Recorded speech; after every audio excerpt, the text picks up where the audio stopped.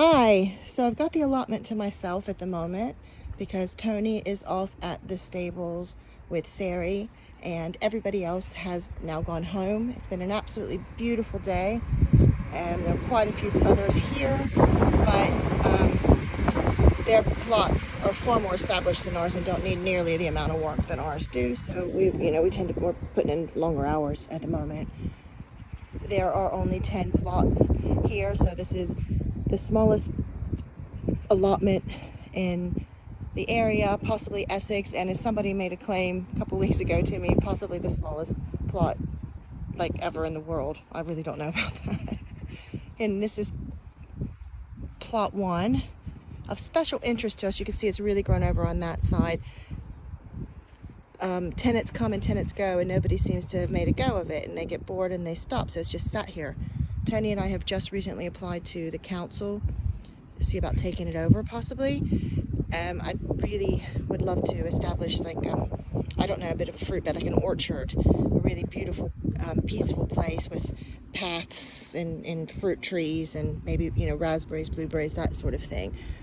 We'll see. I'm not sure if they'll give it to us. They don't know that we're in this for the long haul yet, but it's just sitting empty, so we've asked and we'll see. And these are just some of our neighbors. Really lovely. As you can see, they've been, I think this is Marla's plot and she's been at it for about 3 years.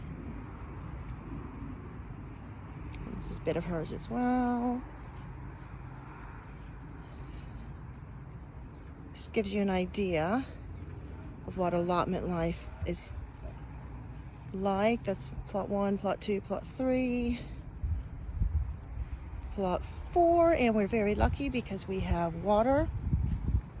It fills up with rainwater as well as backfills with the mains. Not really supposed to use hoses, so we're going to walk past that. And this is our neighbor. He's got lots of scaffolding boards in. He's building new beds, and I think he's working on a new polytunnel or something, he was saying today. So here we are, plot 5. This is us. We found out recently that the person who had it originally was a builder, so everything is really sturdy. We've got these fabulous strawberry troughs, so they're up off the ground, helps repel slug and snail attack. We've got these fences, they're really sturdy. Tony's just started digging out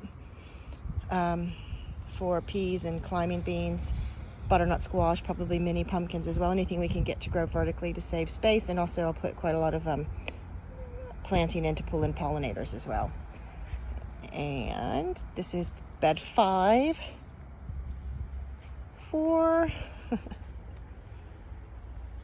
3, and then we have another fence, which is dog. He did a really good job, actually. He just did that by his eye, but it's quite straight. Again, same exact thing, pollinating, plants for pollinating insects here, and the planting on the back, which I'm going to put in this first third of it. I'm going to put some more early cropping peas, some overwintering peas in it. Bed 2, which Tony has spent quite a lot of time digging over. Soil improver's been dug in, and now we've covered it over with weed membrane so that we don't have to start the process all over again in the spring. It'll be, hopefully the soil will be nice and fluffy and improved and really beautiful, ready for planting in the spring. And bed 1, ta-da! So you can see I've got, that's horseradish down here, overwintering peas, and then there's broad beans, onions, and garlic in this bed, all of which do well over winter. And let's see. Oh, greenhouse, and I've got a little bit, some photos and stuff, some before and afters on the greenhouse. It still needs work. As you can see, some of the some of the glass is missing, so we're just trying to decide how best to repair that. However, it's dug quite deep and it's a really good sturdy start, so we can, you know, get onions, tomatoes, aubergine, cucumbers, and stuff in it. And this is our shed.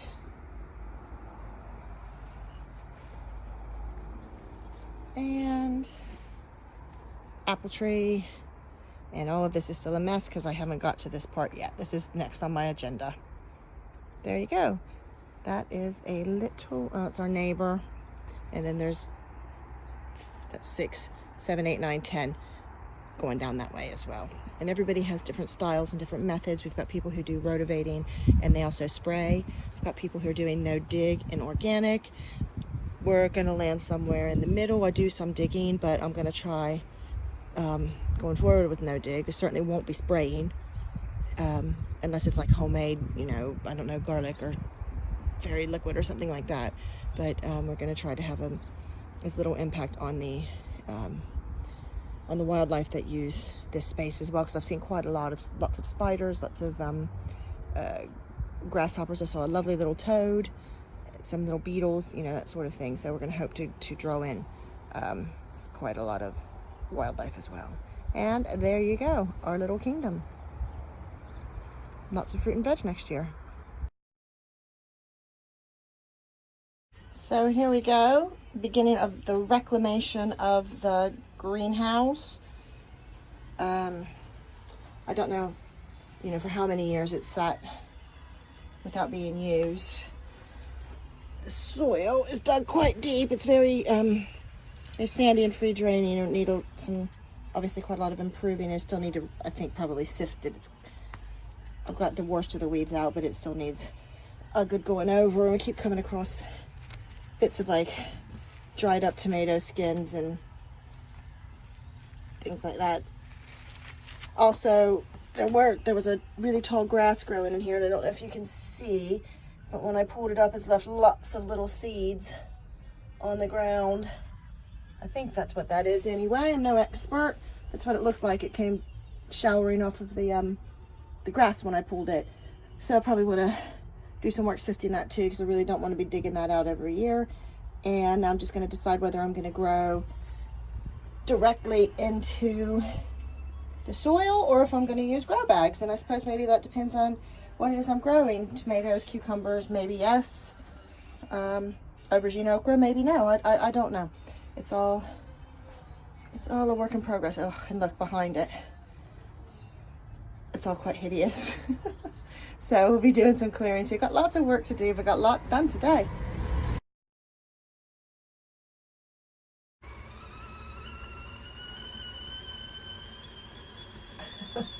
As we all know, the most important part of having an allotment